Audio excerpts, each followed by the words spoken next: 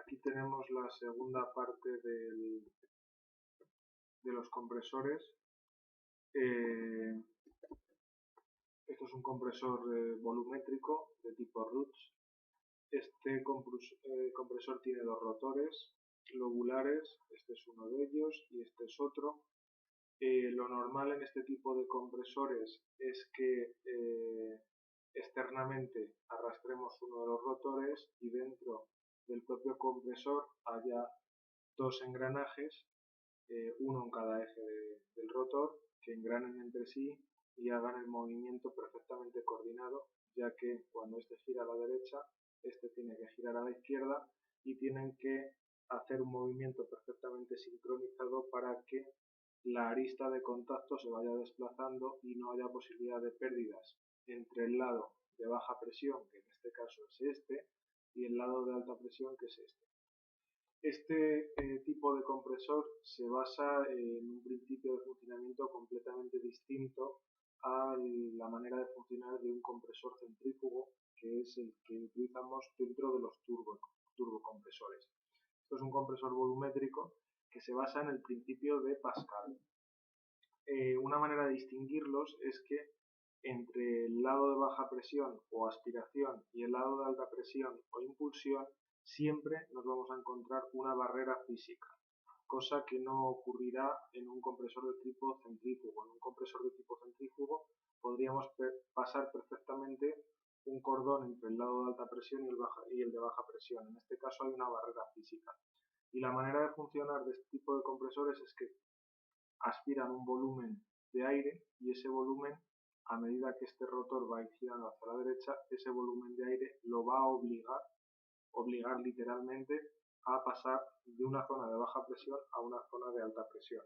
Por lo tanto, este tipo de compresores giran mucho más despacio que un centrífugo, pueden generar saltos de presión muy importantes, pero tienen un consumo de potencia elevado, igual que un compresor centrífugo, pero este tipo de compresores no se adapta bien a ser impulsados por una turbina, debido sobre todo a que el régimen de trabajo de estas máquinas pues es mucho más parejo al que podemos tener en un motor, en un cigüeñal, que al que podemos tener en una turbina. Estas máquinas pues pueden girar en torno a las 10.000 revoluciones por minuto. En el caso de un turbocompresor podemos hablar de velocidades de giro a plena carga por encima de las 250.000 revoluciones por minuto, con lo cual la manera de trabajo es muy distinta. Este tipo de compresor en muchos motores se acopla al cigüeñal mediante una correa y en algunos casos se pone un electroembrague, un embrague electromagnético, con el objetivo de solo sobrealimentar el motor cuando es necesario. Es el caso, por ejemplo, de buena parte de los Mercedes compresor de gasolina. Una ventaja de este compresor respecto a los turbocompresores es que el rango de trabajo de esta máquina es mucho más amplio que el del motor. Por lo tanto, no vamos a tener ese defecto que decíamos en los turbocompresores, en el que si el turbocompresor funciona bien en bajas, no funcionará bien arriba, y si el turbocompresor está diseñado para funcionar bien arriba, no funcionará bien abajo. En este caso tenemos una sobrealimentación que funciona muy bien prácticamente desde el ralentí hasta plena potencia. Eso es una gran ventaja.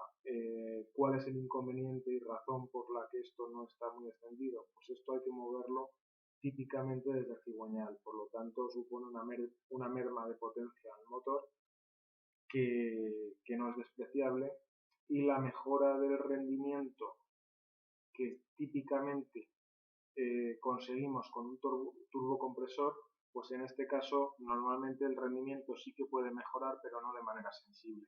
Si mejoramos de manera notable el par motor, mejoramos de manera notable por tanto la potencia, pero no así el rendimiento. El rendimiento sí que es cierto que se verá incrementado, pero no de una manera sustantiva. Aquí tenemos una secuencia, lado de aspiración, lado de impulsión, se genera un volumen creciente, por lo tanto se aspira aire, aguas arriba tendríamos el filtro, y a medida que vamos girando vamos generando más volumen y llega un momento que esta arista entra en contacto con la carcasa y se aísla ese volumen. Y ese volumen, a medida que va girando este rotor, lo estamos obligando a pasar hacia el lado de alta presión. se parece mucho conceptualmente a las bombas de aceite, que también funcionan bajo el principio de Pascal y también decimos que son volumétricas. Por eso pueden generar saltos de presiones muy importantes. El ajuste entre las piezas tiene que ser exquisito, por lo tanto son elementos relativamente caros porque exigen un mecanizado muy óptimo para que no haya pérdidas en el ajuste entre los rotores y la pared. Aquí tenemos otro tipo de compresor volumétrico en el que los rotores son diferentes. Este es un Lisholm. La idea de funcionamiento es muy similar.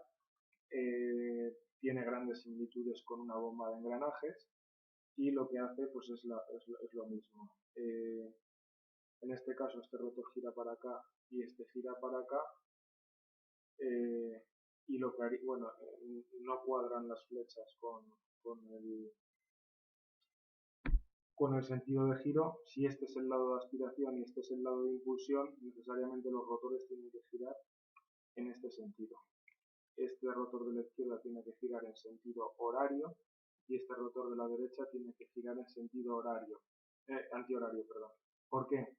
Pues porque el aire se queda en estos huecos. El aire se queda en estos huecos y pasa desde el lado de baja presión al lado de alta presión. Y el aire también se queda en este hueco y en este hueco. ¿Por qué no puede retroceder el aire por el centro? Pues porque hay un ajuste perfecto entre este rotor y este rotor, por lo tanto el aire no puede retornar.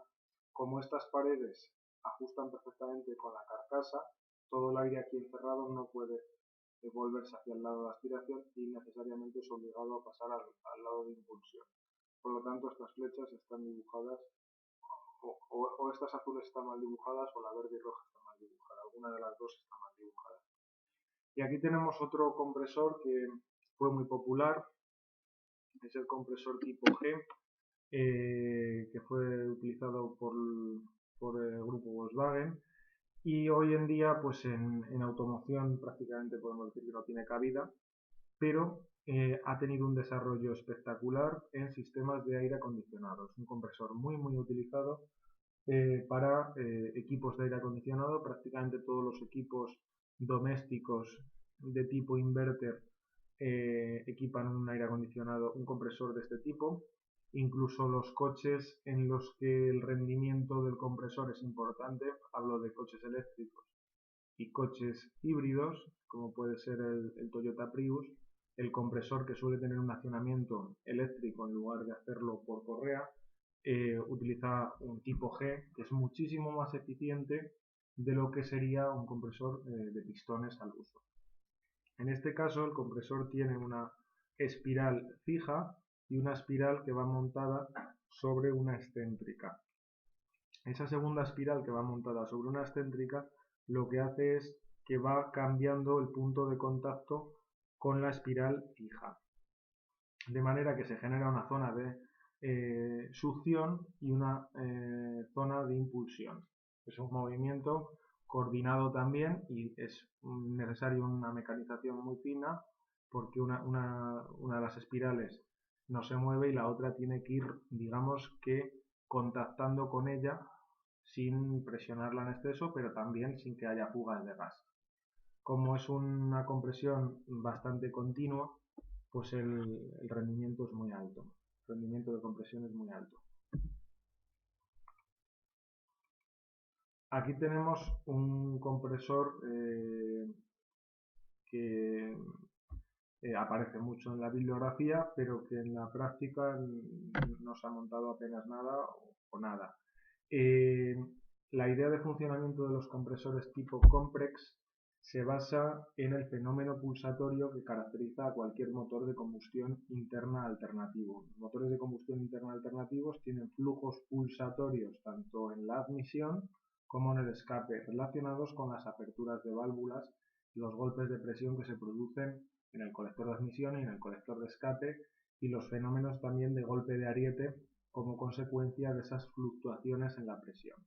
Basándose en esta idea, este compresor tiene un tambor giratorio que va girando sincronizadamente con el cigüeñal, y ese tambor giratorio tiene láminas flexibles, de manera que cuando los gases de escape salen, pasan por una galería, por un conducto entre láminas flexibles hacia el escape, y lo que va a ocurrir al llegar a ese tambor de láminas flexibles es que tratan de doblarlas hacia afuera, expandir esas láminas flexibles, como consecuencia de que al abrirse la válvula de escape hay un golpe de presión aquí importante. Ese golpe de presión se transmite y las láminas se abren, se deforman hacia afuera. Simultáneamente, el aire que va a entrar al motor está pasando por los canales contiguos a esos en los que está pasando el escape. Por lo tanto, si el canal de escape tiende a expandirse como consecuencia de esa presión, a los canales contiguos por los que está entrando el aire de admisión se les roba espacio, y ese espacio que se le roba obliga a que ese aire sea comprimido. Por lo tanto, ese aire que va a entrar al motor se comprime y accede al colector de admisión a una presión superior a la atmosférica. A mí me parece un elemento bastante complejo y realmente no conozco ningún vehículo. Sí que es muy común en la bibliografía, pero no conozco ningún vehículo donde se monte. Yo creo que esto es algo que no es para nada extendido. Y por último, tenemos que hablar un poco de los sistemas biturbo, incluso triturbo, tetraturbo, que se están montando en la actualidad. Hay varias razones para equipar más de un turbo en un motor. Una de ellas, cuando tenemos motores en V, por ejemplo, es habitual recurrir a 2 turbos, uno por cada bancada. ¿Con qué objetivos? Pues cuando ponemos un turbo por cada bancada, por un lado reducimos los conductos, la longitud de los conductos, y eso hace que el retardo del turbo, lo que llamamos el turbo lag, se reduzca. Y además esos turbos van a ser mucho más pequeños y por lo tanto van a tener mucha menos inercia que el turbo equivalente que tendría que llevar ese motor en el caso de que en vez de llevar 2 turbos llevara solo uno. Como son mucho más pequeños, tienen menos inercia y eso significa que se van a lanzar mucho más rápido, van a coger el régimen de giro en mucho menos tiempo. Por lo tanto, esa es una de las razones para emplear sistemas biturbo. Otra de las razones para emplear sistemas biturbo es el utilizar un turbo de un tamaño muy pequeño para cuando el motor necesita trabajar en el régimen bajo y medio. Con un turbo pequeño podemos conseguir que cargue presión a bajo y medio régimen, pero ese turbo pequeño, si solo montáramos un turbo pequeño, lo que ocurriría es que el motor se asfixiaría a partir de ese medio régimen. Por lo tanto, cuando ese turbo pequeño empieza a ser insuficiente para turbinar todos los gases de escape del motor, se conecta un segundo turbo que tiene un tamaño mucho mayor y pasa a ser el principal del motor, de manera que el turbo pequeño se desactiva. Entonces, con ese sistema biturbo basado en un turbo pequeño y un turbo grande, conseguimos de una